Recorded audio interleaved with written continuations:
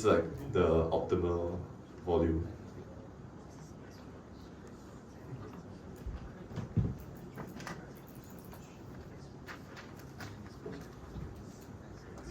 Before I begin, few shoutouts. Thanks, Umar. Okay.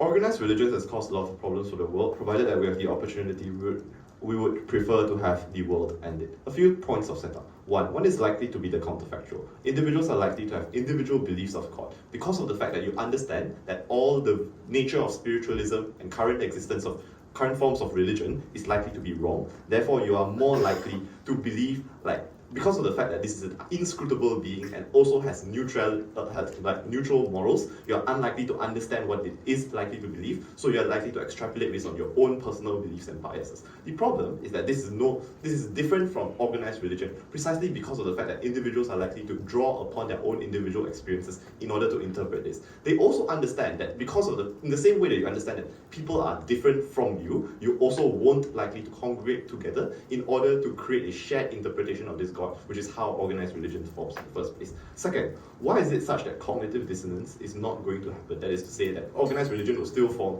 because some people will still be delusional and believe that in their own shared interpretations of the God, as opposed to the fact that they just probably won't believe in the God anymore. One, the Infoslide provides that this irrefutably drilled into your head. And a lot of times, organized religion relies on individuals' assumptions in that certain things are the cause of religions in order to believe in the power of religion in and of itself, right? Individuals have a positive bias when it comes to the things that religion influences in your life. Whenever I get a prize or something good happens in my life, or I see a pretty girl, then I say that this is because I prayed to God or something along the lines of that. And you are less likely to remember instances where this is likely to be negative. So all of these are particular reasons why is it such that your ability to even believe that a common God or a common God enough to create the institutions of power that currently exist in the status quo is not likely to exist. Third, people also know that other people know that this is wrong, right? Because of the fact that everybody, this evidence is drilled into your head simultaneously. So that means that individuals probably know that there's no reason for you to be delusional, there's no reason for you to be opting into a system which actively persecutes other individuals, and are more likely to be able to see all the organizations that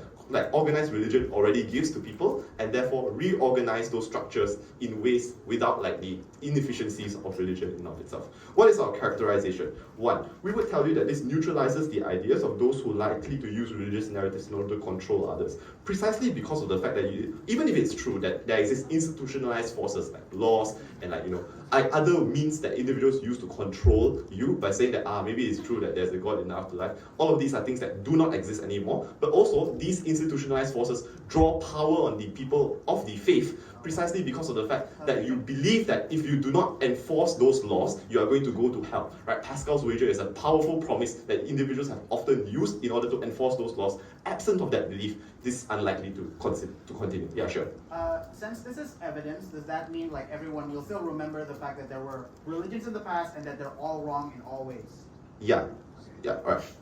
So, okay, then what's the first argument? Why is it such that organized religions are bad? A few reasons. One, the fundamental trait for organized religions to exist is to create an outgroup where even if it is true there are incentives for certain religions to expand, there still exists an incentive for them to exclude, because it is the exclusion that makes your religion unique, right? Even within religions, there are also dynamics within factions and smaller in-groups and out-groups. That's why certain religions are able to justify oppressing certain individuals, even though they are still part of your religion. Some religions, certain sects of Hinduism, are still used to justify horrible things like the caste system, right? So a lot of times, these are things that still exist, which organized religion, even in the best case scenario, still does not have the complete incentive in order to include everyone, and this is why religion, even if it reforms, is unlikely to become completely inclusive. Second, the institutionalization of religion. All of the worst instances and the abuses of religion that we currently see are most likely because of the fact that, one, we are unable to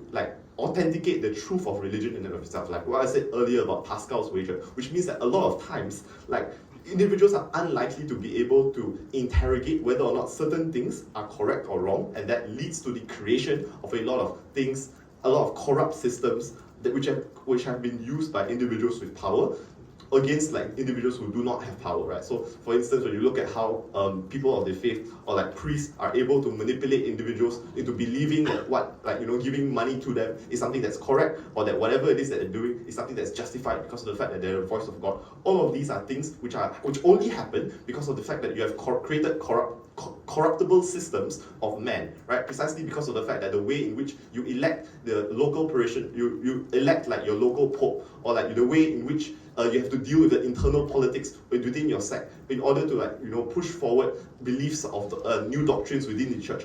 All of these are particular reasons as to why religion is fallible and is likely to fall and be used in like for bad. But also, the usage of minorities as a scapegoat often means that these religions have incentive in order to use like the vulnerable in order to divert their attention or scrutiny from things, which means that often it's harder for you to get the reform or like to be able to become better. That's what opposition is most likely going to claim. The competition between religion also likely hinders process. So even if in their best case where they say that, yeah, there's a lot of different types of religion, we've seen historically that the competition between religions has been catastrophic, right? Like wars and crusades and individuals that constantly discriminate against each other. Even if there is a potential benefit of a world where individuals are likely to find the best religion, and because of that people get all the benefits of religion, faith, etc., all those is still bad because of all of the past harms that it has incurred that's become innumerable. Second argument, but why is it such that these structures that provide the social utility that organized religion currently provides will still likely to exist? One, the removal of religion means that most people are likely to focus on other reasons that are non-religious. And I would note that these are things that currently exist, right? Like empathy, like morality, like the feeling of self-preservation because of the fact that helping others are precisely the reasons as to why you are likely to survive as a community. All of these are things and feelings that are deeply in lane with you as to why you are still likely to commit charitable acts or want to help other individuals, or want to provide community even in the instance where religion is gone. But secondly, states also have an incentive in order to provide this, right? Because of the fact that you are able to ensure social cohesion, you're able to ensure that society is able to better function and reduce the amount of like conflict or other forms of classes that currently exist. Previously, there were more likely to be outgroups where individuals believe in different things. Now this is less likely to exist. So this is why these structures of like providing companionship, of being able to ensure like charity exists, is still likely to exist, minus all of the inefficiencies that religions bring, precisely because of the fact that you have to do certain things in order to, like, you know, for an act of charity to be considered charity. All of those things are completely arbitrary. We skip all of those. That I've never been prouder to propose. Thanks. We have Peter Box.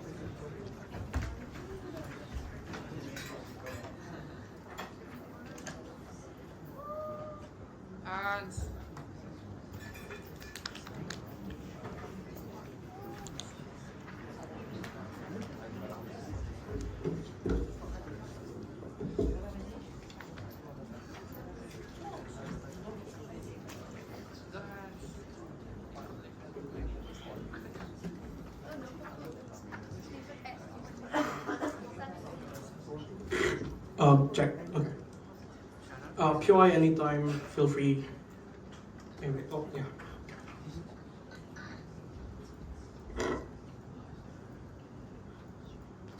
Religion or spirituality for most people is the only reason why they are living.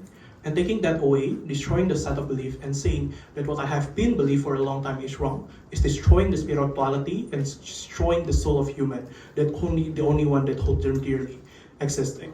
One thing I just want to clarify is that the motion is not specifically only talk about organized religion. This also talk about spirituality. What it means is culture is also something that's connected. The belief of Chinese with Chengbang, i.e. the belief of your old generation souls, for example, surrounding you, or even the belief of Japanese culture in Indonesia, where you believe keris or like some sort of knife have a certain spiritual monster or spiritual entity that protect you for your whole life, for example, is also something that is connected within the debate. So the conclusion of this clarification is very simple. Probably all the argument from opening of government is true, but the only things this argument works is only for the worst version of humanity that's actually believe in religion. And this is why the first engagement that I have is that what is the reason of people doing cruel behavior? It is true, it is because of religion. We'll argue that it's not because of three particular reasons. First one, the reason of why war happened in the past is because of struggle of power. That people that use religion say that I want to be the one that hold power and create a policy because I want to be the one that is benefited at the end of the day. And if you take religion as gone within the status quo, it is not something that will gone anyway. People will still use other reasons to eventually perpetuate war, i.e. what the United States do, for example, within status quo, so on and so forth. So I don't understand why that the incentive of people trying to rob away and doing cruelty toward minority eventually something that eventually gone. But the second clarification that we have is that what we defend is the status quo religion. What it means is that religion that currently survive has radically shifted from the most extreme interpretation into somewhat gave subjective benefit or harm, i.e. the harm that you might felt as an individual is probably harm that's subjective that you feel as something that inherently beneficial toward you, i.e. probably doing fasting is something that's suffering toward us, the Muslim, but it's okay because it's something that being giving me a certain spiritual comfortability or something along that line. The second reason is exactly the reason of having cruelty in the past, where this has become the check and balance of taking into account that religion can be that cruel, and that is the way for people to eventually protest back, saying that the decision being done by Pope Francis or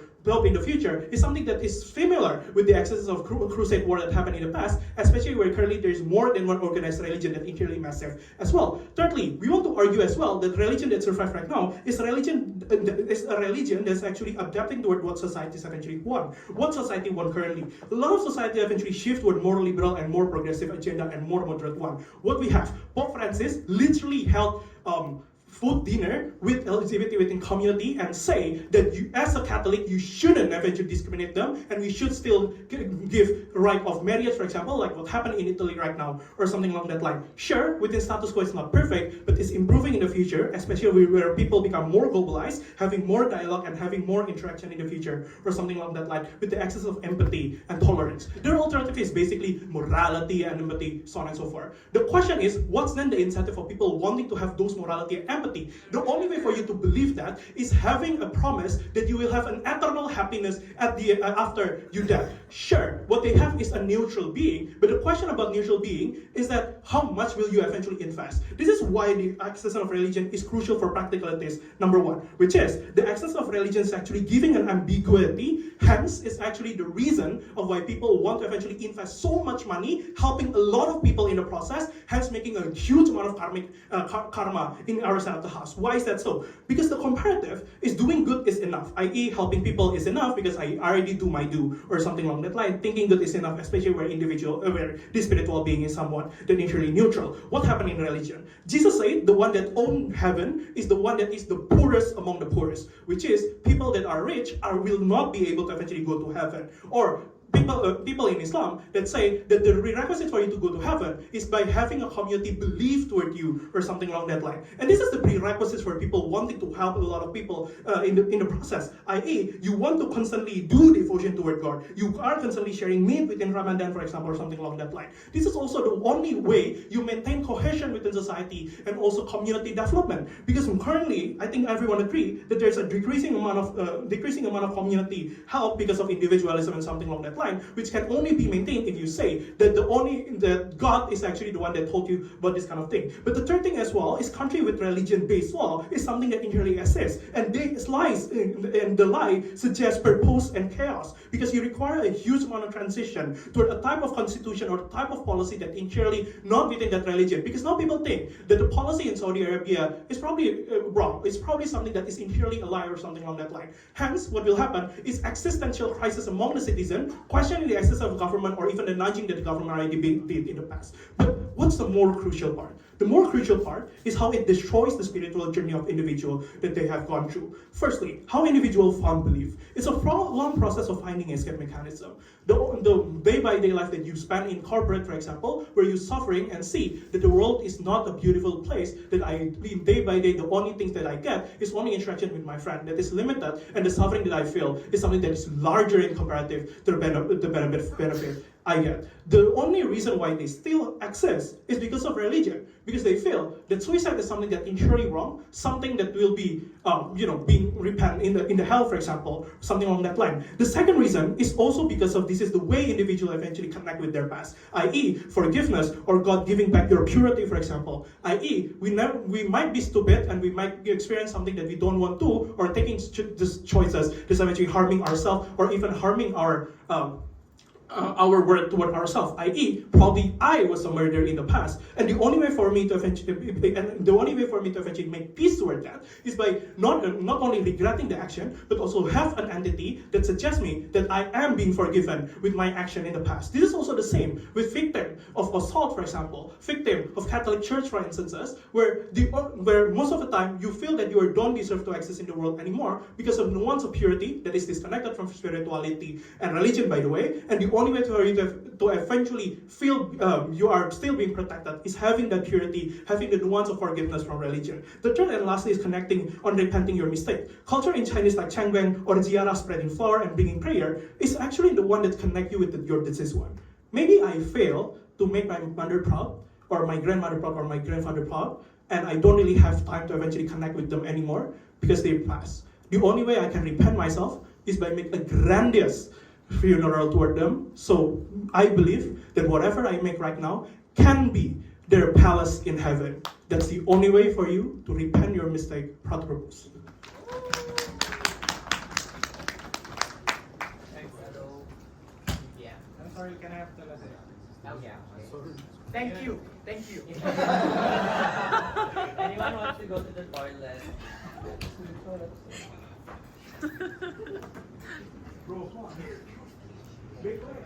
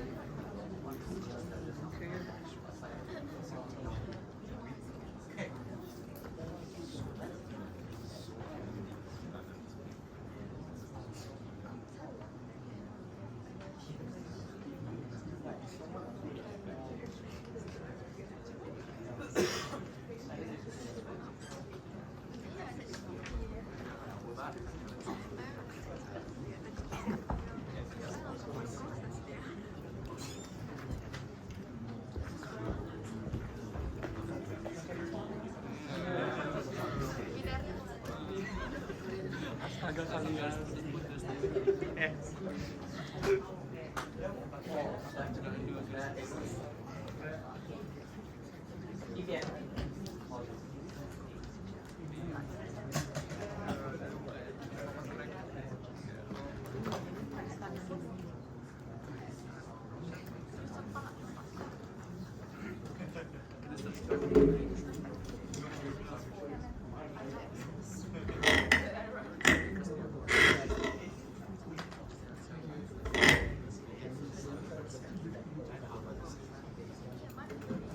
Hi.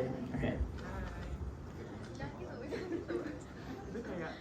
Benevolence through religion is violence, because you are told on the other side that the kindness of our institution is conditional on your faithfulness, that you must abide by our doctrines and customs to be accepted. All those benefits may be plausible, but they only apply to the select few who are privileged enough to be of the identity which the religion accepts, to be of a religion that has priority the state wants to protect, that wants to give you tax exemptions, to be the official religion of the state. All their benefits depend upon you being the select religious few, which is why they will fall when we prove that there's a substantial group of people who are the religious minorities who will never get help, which is why we need a collective eradication of religious structures for people to achieve true equality. 3 issues in the speech. First, on the value of organized religion. Secondly, how do belief systems change. Thirdly, how do social systems change. First, on the value of organized religion. We give multiple structural reasons for why the value of organized religion as it has been and as it will be harmful towards people. You can't get to the mechanisms of liberalization on their side. First, on institutionalization, where corrupt leaders are able to maximize self-benefit because religious doctrine is something that they control.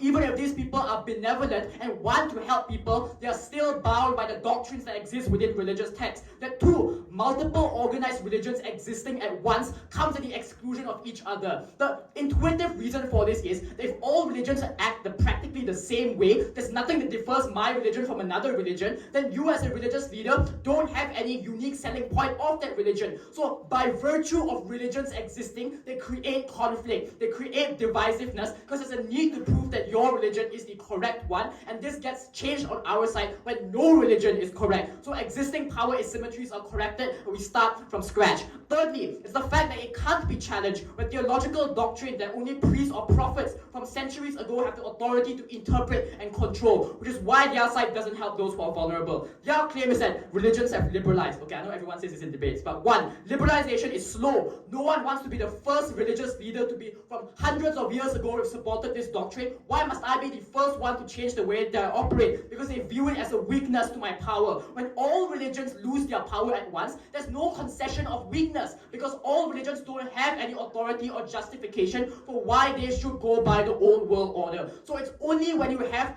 all the evidence being revealed at once, where everyone is on the same playing field, rather than their speculative mechanisms that some religions will liberalize, whilst others continue to oppress their power. Two, this undercuts their own mechanism, because their side says any challenge towards your religious memories, the things that you believe in, is seen as something that you don't want on your side, that creates cognitive dissonance, or people don't want to stray from. So if you're liberalizing, you're clearly saying the old thing is false. I agree. So if you say the old thing is false on their side, their own reasoning for why people won't liberalize applies to their side. What's the way? One, so not all of our examples are extreme, actually some of them are pretty reasonable. So these people, even if they are like a minority of people who are oppressed by religion, those are the ones that have no opt-out. But two, a lot of things are inherent towards religious structures that come with organized religion. So maybe you liberalize on their side, but anytime you try to liberalize, it decreases the value of that religion, because there's nothing that makes it special. If all religions just share 4 pillars like brotherhood, fasting, not having sex, being kind to other people, then what's the difference religion A and B? There's no difference from religion lah. So that's our side.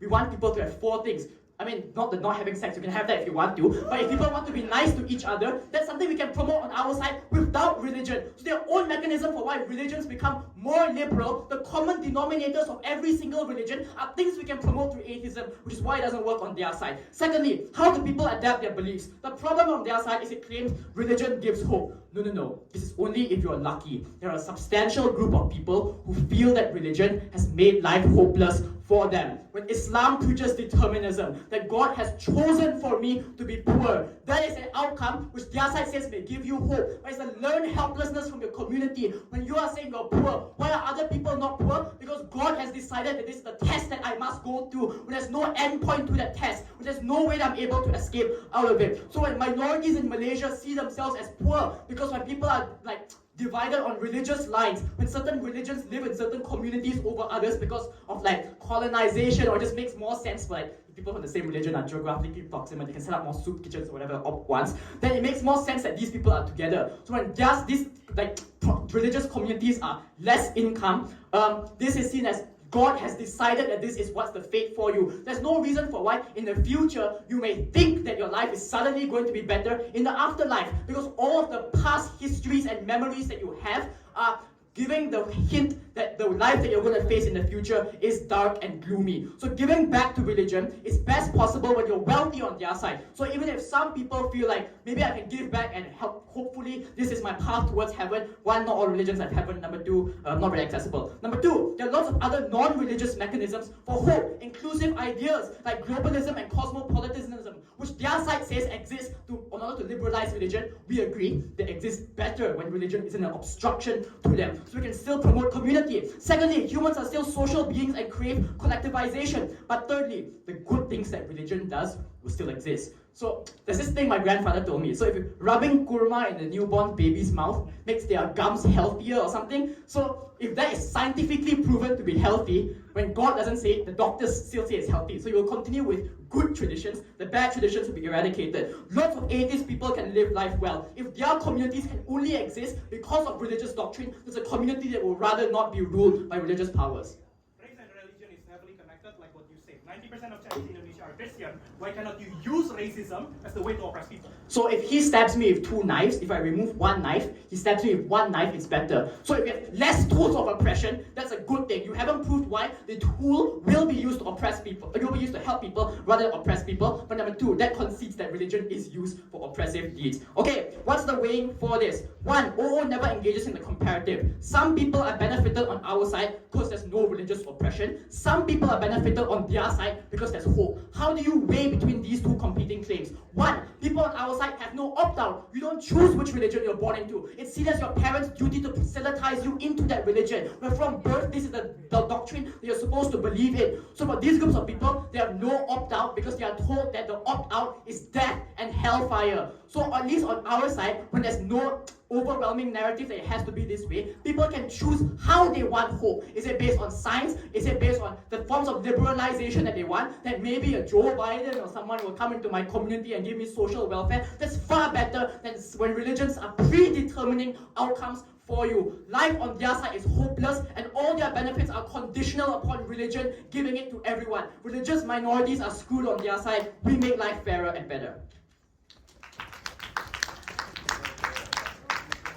Thank you, Pinjam.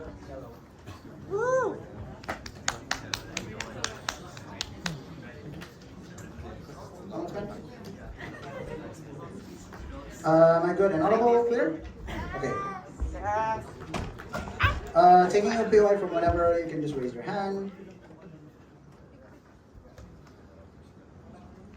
Starting my speech in 3, 2, 1. A couple of quick responses to the new points from DPM. First, you said that you must abide by the majority religion to get any sort of benefit. We say this is completely not true. We say minority religions still exist in the status quo, and plurality can exist within a certain nation. If it's a country that is horribly horribly only dominated by one religion, that is unfortunate, but we will engage with that scenario where they have structural incentives to not be that, to still be tolerant. Second of all, they talk about how on our side we lose fulfillment because we can liberalize religion. Again, what we support on our side is status quo, which is religious plurality even within a singular religion. For example, Islam is different in its practice and its implementation in Malaysia, in Indonesia. Even in Indonesia, between my hometown in Makassar and Central Java where Hans is, you have different forms of interpretation. The problem is on their side, all of them are gone, and all of them are proven to be wrong, and all of them are proven to be invalid. So if you did care about praying 5 times a day, if it did give you peace, on their side they say, that was all useless, that was all bullshit. We say that is the harm they have to deal with. They have alternatives, and they say it exists better on their side. But we say that means it's a very marginal benefit. But what is definite on their side is all of the harms that we pose to you, that all of your previous beliefs, all of your previous methods to connect with your elders or people who have passed away are disproven. I'm going to extend to this in my second extension, but first, engaging with their main point of contention, how status quo religion, organized religion, horrible. There's 5 incentives why organized religion are going to be good. First, they exist in the status quo in which there is a reputation-based system where there's several different religions, which means you also want to be the best one and something that is most accessible for others. Second, inherently within religion, there are teachings to be tolerant. Look at any existing religion right now, there's teachings to do that. This is because they are currently existing, and I'll get to that structural reason later. Thirdly, this is also existing because the religious in the status quo want to appeal to moderates by maintaining the core practices, for example, going to church, going to the mosque, but allowing for people to have different interpretation, for example, on what is allowed in terms of clothing, when is haram food okay to be eaten, and when are you allowed, for example, combine times where you do your prayer. Fourthly, there's also a negative incentive consequence they want to avoid. For example, they want to avoid persecution because if Islam allows the radical interpretation to exist, they cannot open any more mosques, and that's why they will not go through that anymore. Fifthly, they talk about they have to be unique. Yeah, they're unique on our side in terms of your perspective and the story of your religion and your God, but not to the point where you have to kill others. Tolerance still exists. But why are religions likely to be this way? Because we say the current religions that exist, that we defend, are either one, relatively highly peaceful, like Hindu and Buddha, or second, highly open to interpretation, because even though there is a holy book, it is open to dissection, which means that updating Pope's statements, fatwas and statements in Islam can be created and changed. You used to not think that the vaccines were something that was halal, but after the fatwa, you are able to accept that. So and there are different sects within these religions in different nations, so that proves to you what we defend is not what they talk about. They talk about the crusades have happened. They have happened, they will still have happened on your side, but that already happening in both worlds, on our side, we admit that is already something that is very bad, so we will never do that again. So that's why those religions that currently exist are likely to be that progressive. The weighing for this is, and last comparison, on government, again, you still have all of the externalities to make you do a lot of oppression. Different races, so you don't associate with people. The race for capital and limited capital, so you're okay with sacrificing other people's lives. Thirdly, the idea of nationalism, hating other nations. Fourthly, the idea of racist ideologies or discriminative ideologies where you think you're the supreme one, white supremacy, etc. All of that still exists. The weighing is one, the status quo is good for these organized religions, especially the ones that are currently existing. Second of all, this exclusion in practice still happens on their side to a large degree compared to the harm of losing all religions that I'm going to extend right now. And thirdly, alternatives for those discriminated on, people who are discriminated by religion, they have alternatives on our side. Those liberal communities that they talk about, atheism still exists on our side. So if religion disappoints you, atheism is there. But on their side, if all other moralities do not fulfill you, and religion was the one that fulfilled you, you do not have that alternative. Moving on to my actual extension then. On the necessity of this for vulnerable groups. What do people need? I think Hans already talked about a lot of the individual level on how you need to have a method of finding peace on your own. You need to connect with relatives that have passed. You need to pray for others. On our side, we also incent donation to a high degree. We want to keep the idea of religion vague, so you can never count it up, and you never think that you have enough, so you always donate. But why is this the only way to do this in the best possible way? One, because the people who are turning into religion in the status quo are vulnerable. They're not the rich, privileged people. They are the people where the world has failed them, capitalism has failed them, their government has failed them, and other majority ideologies and moralities have failed them, and they do not have any worldly possessions, so they need an after-worldly goal to go after. Second of all, they also need this religion because the idea of the current religion is one that oversees you and keeps you in check in terms of your morality. They are going to be omniscient because keeping morality through police, through the government, through surveillance can never always ideally happen. So knowing that there is a God watching you is also something that keeps you morality in check, and you are then afraid of hell. Before I go into the harm and then weigh this final point, I'll take closing. Do you think religions that literally talk about vaccines that affect the purity of the body literally hinder scientific progress? Don't you think it becomes more difficult for science to progress once religion continues to exist? Look at the status quo. It isn't like religion literally stopped COVID. Religion actually supported COVID in Indonesia, in these Islamic nations. So we agree that that's a horrible harm. That doesn't happen in the status quo. If it does happen to a certain degree, here's why the harm that outweighs that. In my POI, I asked, is this evidence? So that means that on their side, they still have pre-existing knowledge of their religions. They have still pre-existing structures, organizations, schools, charity organizations that work based on religion. What happens on their side is one, you lose all the personal beliefs that Hans already mentioned. But second, you lose and destroy entire organizations, schools, charities, because now those entire organizations are seen as built on a lie and is something that is useless and is something that is built on a false morality. Thirdly, entire communities who use religion to stay optimistic, who need the biggest promise of God, which is heaven, are now disappointed on their side because they know all of their sacrifices, all of their efforts, all of the prayers, all of those hours are going to be are for nothing. On government side, per OG setup, they won't have organized religion, so they will have no incentive to create it, to have this system to make people feel fulfilled. And new thing on government side is that they will also be jaded on all forms of spirituality because the ones that have known are all proven to be wrong. So the last weighing for that is that we extremely increase the scale of the debate and the harms on the entire communities, and that's what they have to deal with in the immediate future. For all of those reasons, proud to oppose.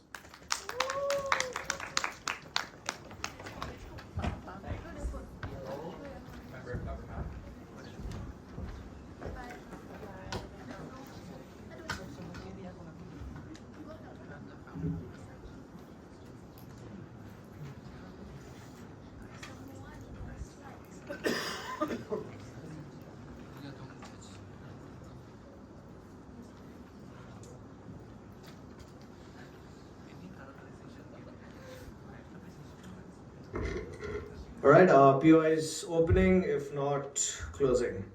All right, starting in 3, 2, 1. Firstly, explaining why religion is unlikely to be reformed and why moderation is less likely to happen. All that opening says is a throwaway line in terms of saying, well, in the temporal period, people suffered. But what's the structural reason why religions are unlikely to reform and change? Firstly, this is literally seen to be God's word in terms of what the prophet has said, or in people literally from the top has essentially given you in terms of commandments. So, which means literally going against the scriptures is going against God's word, and at that point of time, it becomes very difficult for you to go reform this. Secondly, things like mythological stories and largely depictions consolidate these beliefs. There's literally Ramayana that tells you that Sita is a damsel in distress that needs to be saved, which means to say this kind of historical narratives and mythological stories, they're largely carved into art, literature, etc., means that these things get continuously reinforced inside your head. But thirdly, and this is more crucial, that the most funding for the church or the temple comes from conservatives. That is to say, moderate people do not essentially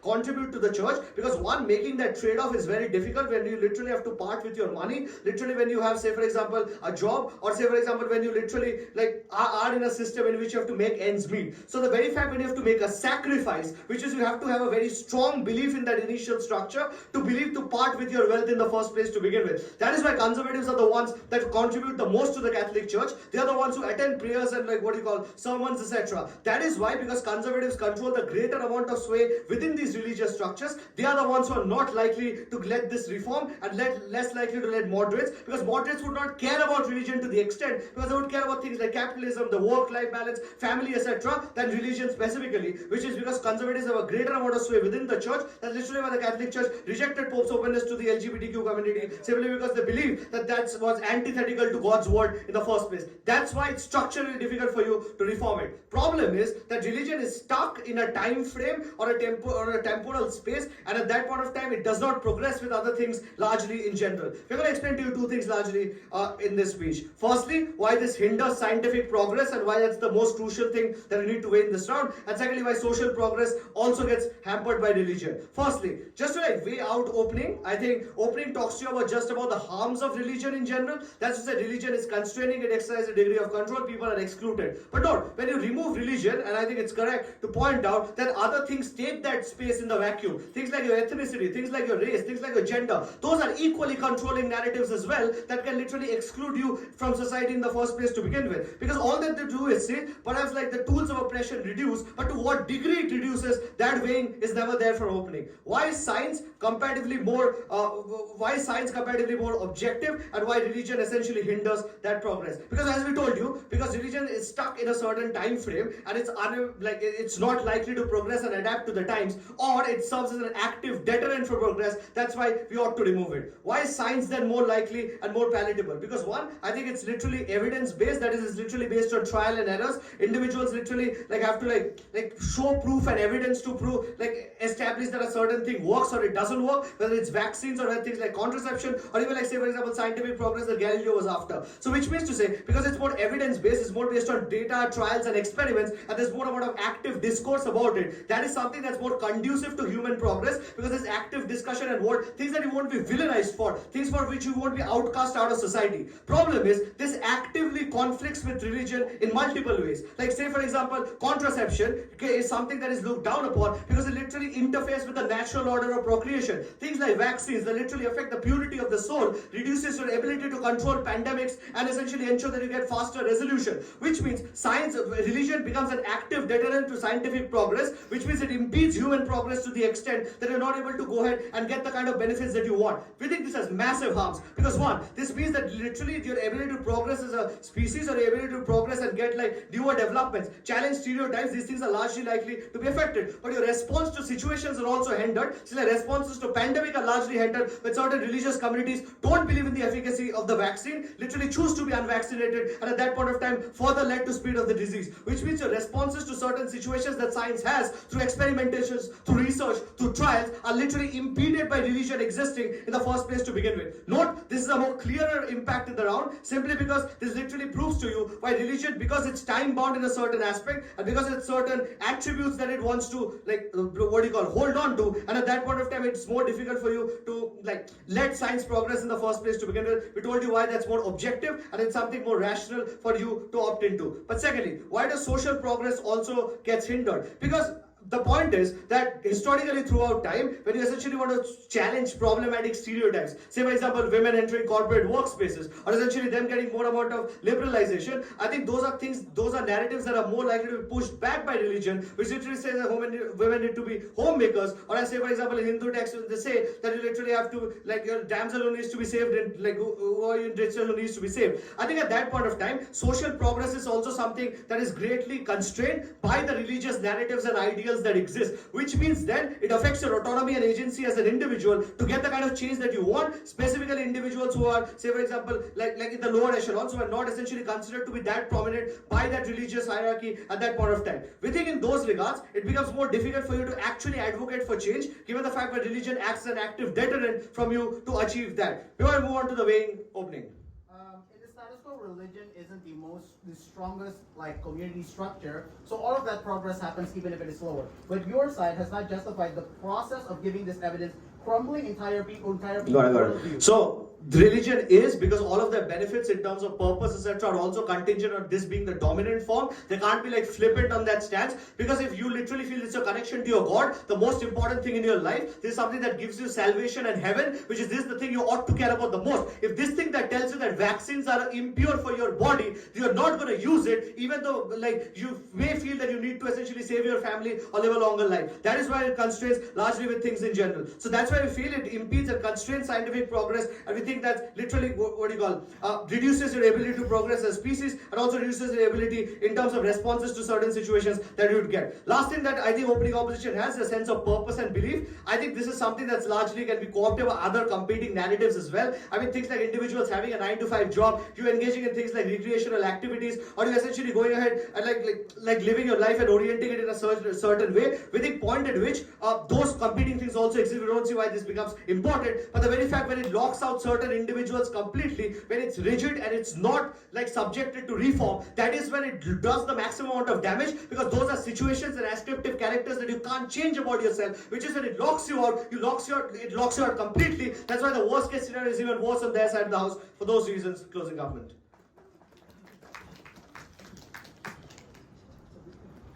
Thank you, MG.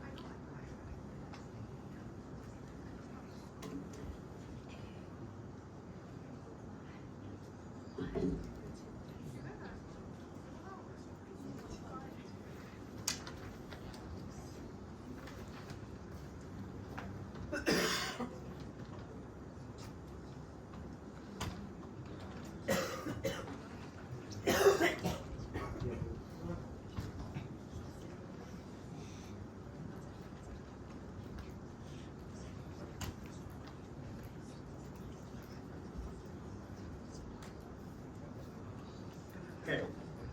Test, am I audible? Disclaimer, does not reflect my personal opinion. Mom, please don't disown me.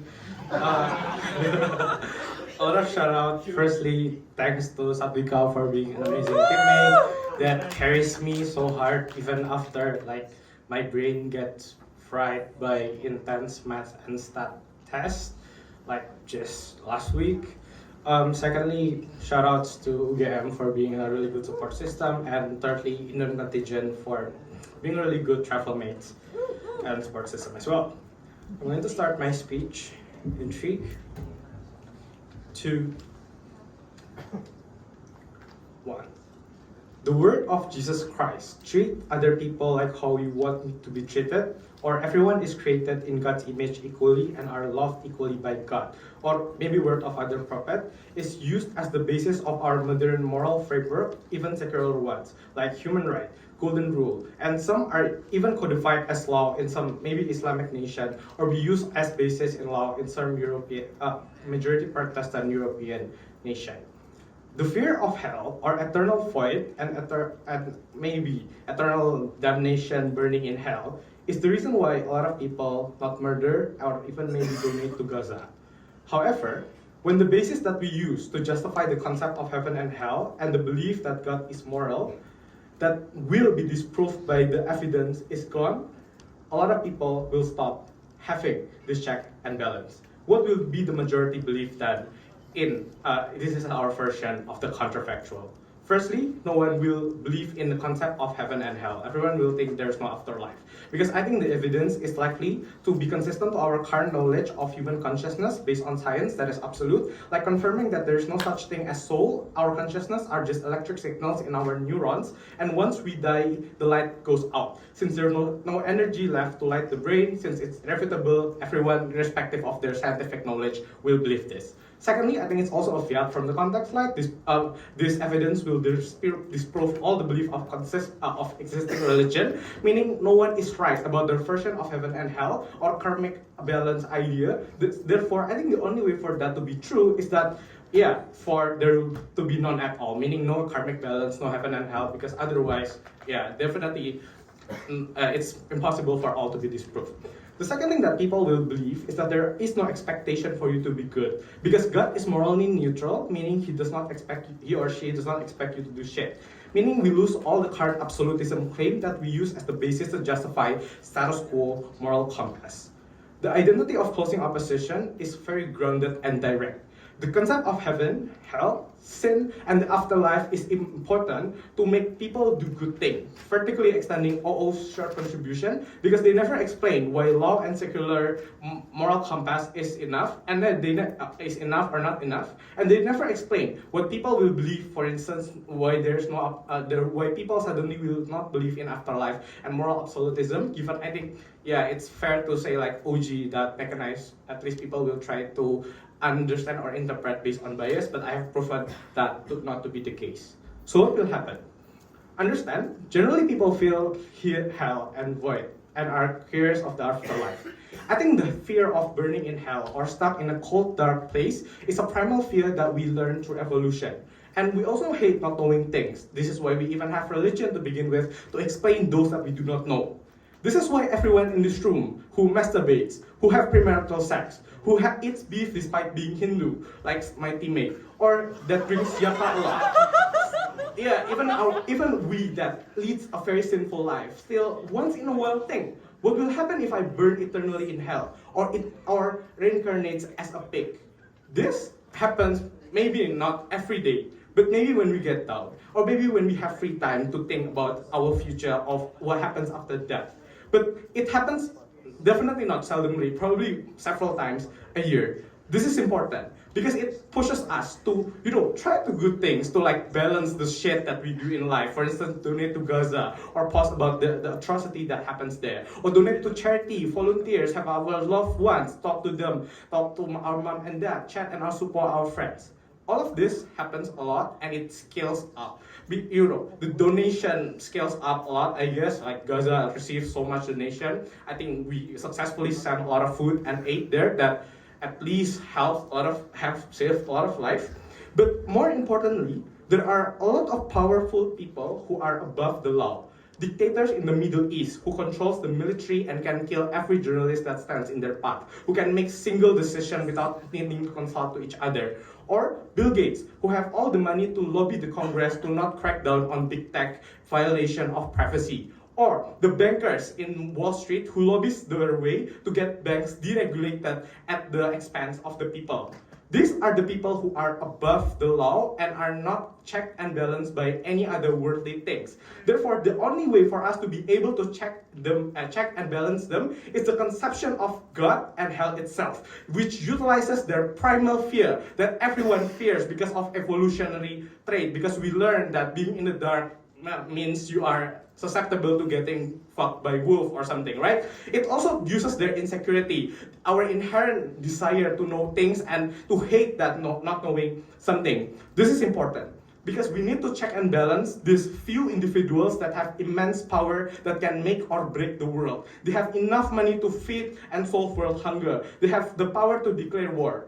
Best case, they donate a lot, right? For instance, Bill Gates donating to the UN Food Program. Sure, it might be CSR or it might be whatever, but at least it's better. It's better in comparison to them using Panama or using art donation to leeway their out of their obligation. So in a sense, it's better. But in a more moderate scenario, this pushes them not to do shit, not to embezzle the money of the people, not to make poor investment decision that can break the entire world.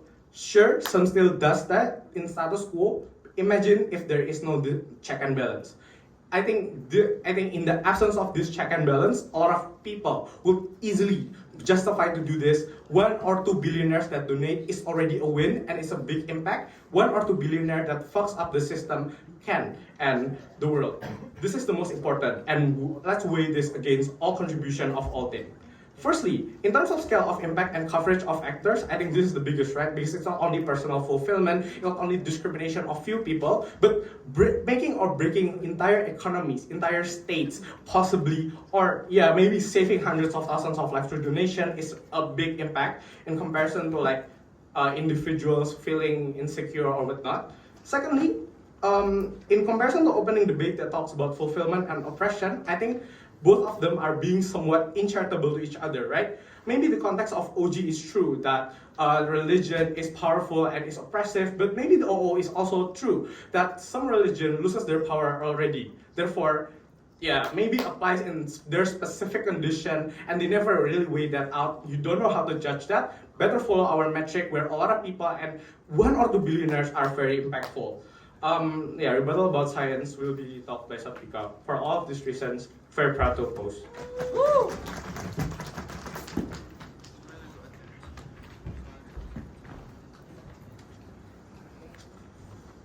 Okay, can you hear me? Can you hear me? Okay, cool.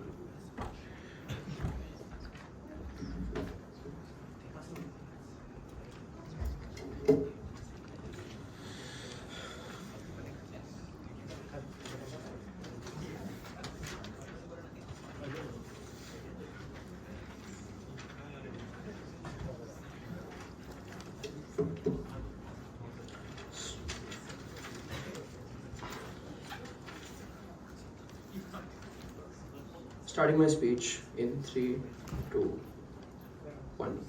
Closing opposition's case is incredibly marginal in this debate because the concept of heaven and hell is not something that's an absolute, it is deterministic. Which is to say that the notion of good is not an objective notion, but it is something that is determined by the incentives that religions specifically have. So if we on closing government already prove that religions have incentives to not moderate themselves, our case is already upstream of theirs because it proves that religions make people believe that the notion of good is actually intertwined with the notion of you doing bad towards LGBTQ minorities as what religions legitimize, which is to say that a religion like Hinduism will actively propagate that isolating LGBTQ minorities is a good thing to do because that is a pathway for you to go to heaven, which means that closing opposition's case cannot work in isolation until they do not prove that the notion of good or evil is something that is objective or religions actually have good incentives to do this. Our case is upstream and that premise is also heavily reliant on opening opposition's case to work, which I'll respond to in the latter half of my speech.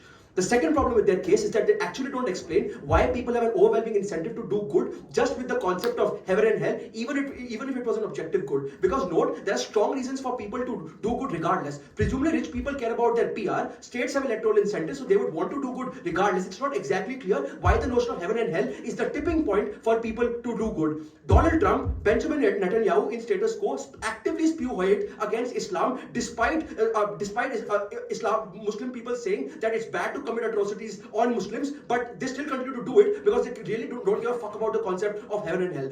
That possibly means that the concept of heaven and hell, that is status quo, is not enough. The final thing I would just note is the fact that heaven and hell is really, really intangible, and the powerful people don't really care about it. What they care about is the current power that they have, which just means that closing opposition's case is incredibly marginal, hence they are out. Let's talk about our case versus opening half. Because the bunch of opening opposition's case is reliant upon them proving that religions are actively moderated. The only analysis that opening government has to do is to say that religions will have to make concessions and hence they would not want to moderate. We are going to go further, as Rito explained, by explaining that religions actually have strong incentives to be radical, as opposed to opening government making an incredibly marginal claim in 3 specific ways. The first thing we uniquely explain from closing government is the fact that, Number one, religions actively have uncontrolled power in status quo. The only reasoning that opening opposition has is to say that they defend status quo, and in status quo religions are very reputation based. That is nonsensical, because if you see in most countries, one religion actually has dominance over other religions, which means that the reputation is driven by them asserting their dominance again and again, as opposed to them caring about the reputation. But more importantly, their reputation matters in front of their own people, as opposed to reputation in front of other people, because they want to retain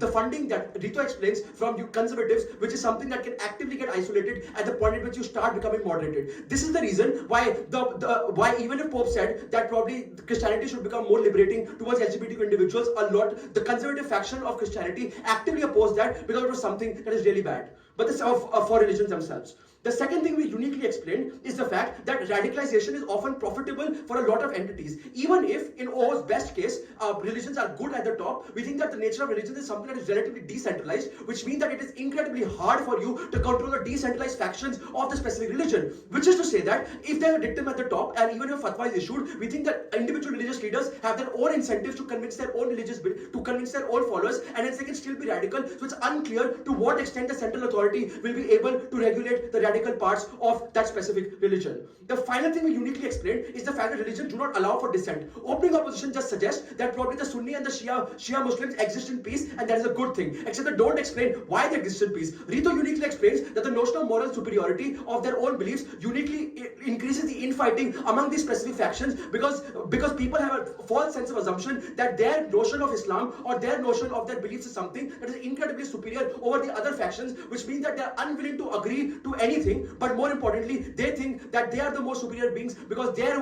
God was the God that created the world. That means that moderation is something that opening opposition cannot claim in this debate, because religions are significantly radical.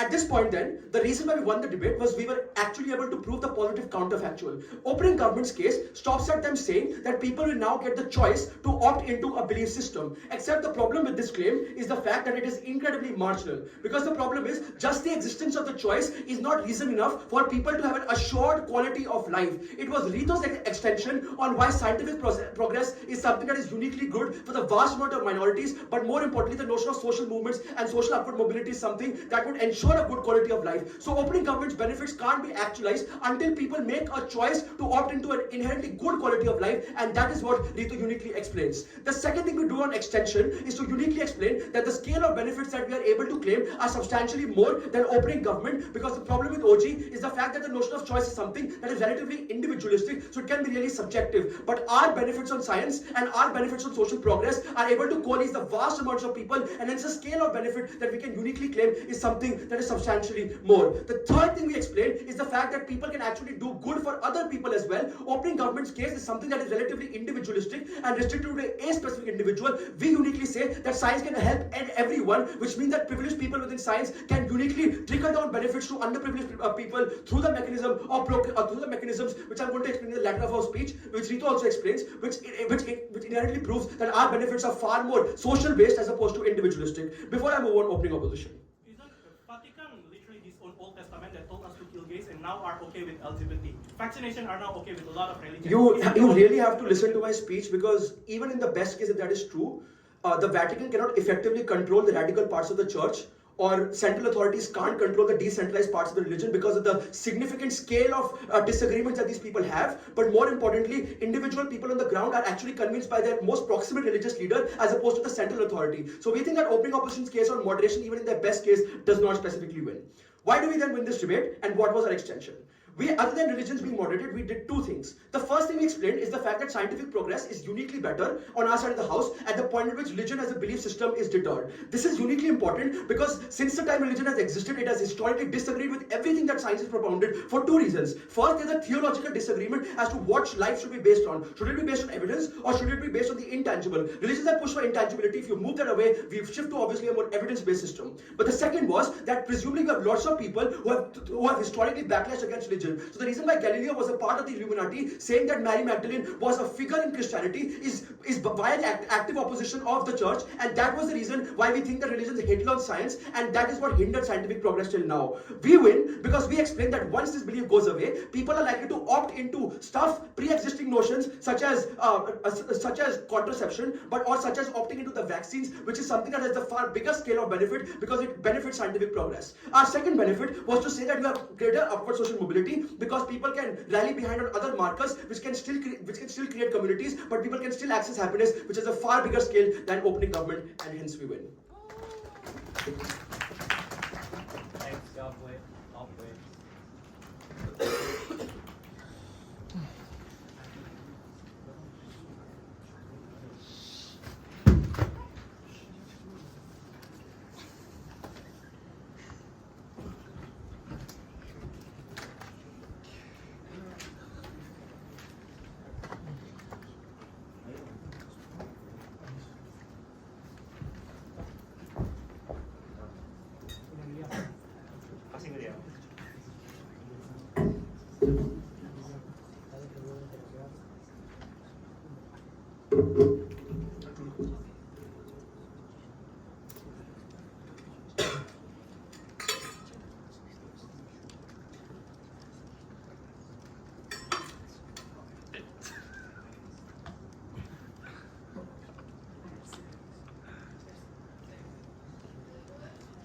Quick disclaimer, none of this were my personal view.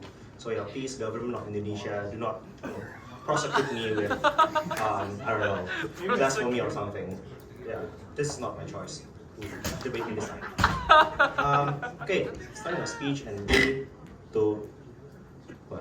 3 engagement in my speech. Number 1, closing government. Number 2, opening government. And lastly, weighing against opening opposition. Why then closing opposition for this debate? Firstly then, in regards to closing government. Closing government's biggest case is that religion is outdated and does not adapt well with scientific development and whatnot. And you should have prioritized scientific development because it's for them. They told you that it is one objective, benefit that everyone should have. Several responses to this. 1, no, I don't think religion is super outdated to the extent that they will hinder any religious, any scientific development whatsoever. Because the things governed by religious scripture are more often than not generalistic things. What are they? I.e., do not kill anyone, do not hurt others' feelings, for example. None of these generalist, rules, for example, will hamper you from, creating scientific development and creating the best iPhones every year, for example. Secondly, but even if some teaching is outdated, more often than not, there is a tool to solve the issue of outdated. 2 sub-analyses to this. A, there are probably escape clauses sometimes that exist in religious scripture. For instance, maybe by default, you should not consume pork if you're Muslim, but the scripture also told you that you can consume it if the situation is that desperate for your livelihood, for example. Therefore, if you're talking about vaccination, for example, then people can actually use this escape clauses, for example, and interpret as if, that situation in which you have to take vaccine or not is a life and death situation, so therefore you can escape that constraint, for example, and save your life in this debate. But B, I think newer interpretation keep on popping up every now and then in status quo because scripture are not super strict like what legal bills are, for example. Therefore, their interpretation can evolve over time depending on religious leaders' interpretation, for example. That is the reason why religious develop. Not, Hinduism from India, for example, can develop to Hinduism in Bali because, people try to interpret it the way that, other people want to hear. But thirdly, Even if, at the worst case scenario, it does impede with people's rationality and scientific development, we simply don't care. Because scientific development is not an a priori absolute good that everyone ascribes value to all the time. Why is that so? Because I think the fundamental reason why people believe that something is significant or important is because they believe so, right? Because they think that it actually matters for them. Science is not important insofar as the people think that it is not important for them. That is why if people choose religion over science and they don't want to take vaccine for themselves, even though WHO told you that it's a dumb decision, that's totally fine. So long as these people think that religion is important to them, give them happiness, and make them actually feels good. That is why all the cases of scientific is no longer relevant in this debate. How do you weigh closing government and closing opposition? All of closing opposition is concerned about science is no longer important in this debate. Insofar as I've proven to you two things: one, it doesn't actually impede with scientific development. But secondly, even if it does, if people doesn't care about it and value religion more, then that's totally cool. If what you want is helping more people on grander scale, then closing opposition is the way to go. Because in the other side of the house, if you are atheist and worship scientific development and preach Galileo Galilei, for instance, fine, that's totally cool. Because it's not that religion forces you to erase science development altogether, right? But if you are marginalized individuals who cannot access happiness through other means, for example, or if you want to ensure that every people value moral absolutism, for example, to ensure that they don't do any harms whatsoever, like what Ryan told you, that you are also catered in our side of the house because you don't erase people's belief in religion the moment that you reveal this evidence, right? That is why I think closing opposition should go on top of closing government. Before that, go. So power structures may use religion for good or bad, but if existing power structures or moral systems cannot use religion as an arbitrary justification, they are forced to explain or prove why killing is bad, explain why things are good or bad. Why isn't that better than arbitrary religious Cool. doctrine? I'll engage with that just now, later on in my engagement with opening government.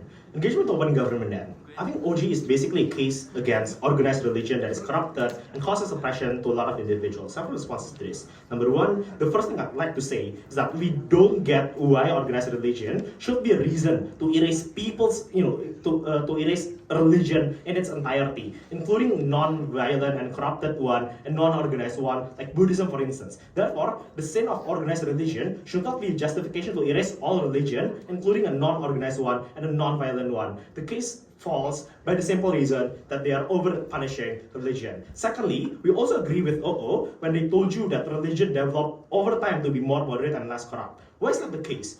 Probably because they want to stay relevant with the existing norms, for example. This is the only way they could gain followers, which is a necessary attribute for you to feels like your religion is relevant and it's actually true. But thirdly, I'll flip their claim. You said that oppression would be even worse in the rest of the house. Why is that the case? Because you lose the element of absolutism to any moral intuitions. Ryan has explained to you that religion imposes absolute moral compass that you as the believer should abide to. Because if you don't, then you get sin, which then plunge you to eternal torture in hell. This is a big consequences to oppression that no individual can possibly get away from due to the framing that religion and its consequences for you to go to hell is absolute. This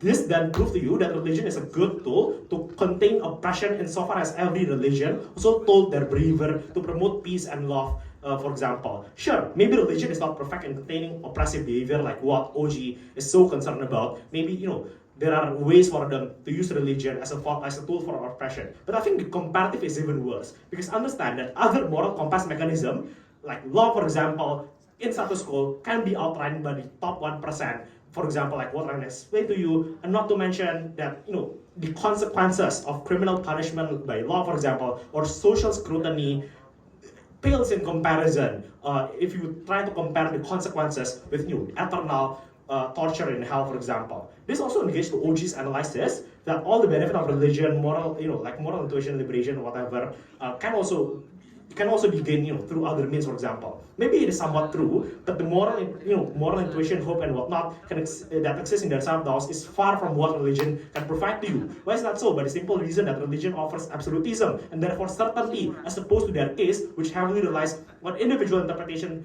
of their life. For example, not every individual can always think positively and get hope when they are feeling depressed. But through religion, they can, because they are forced to believe so. Propose. Thanks everyone.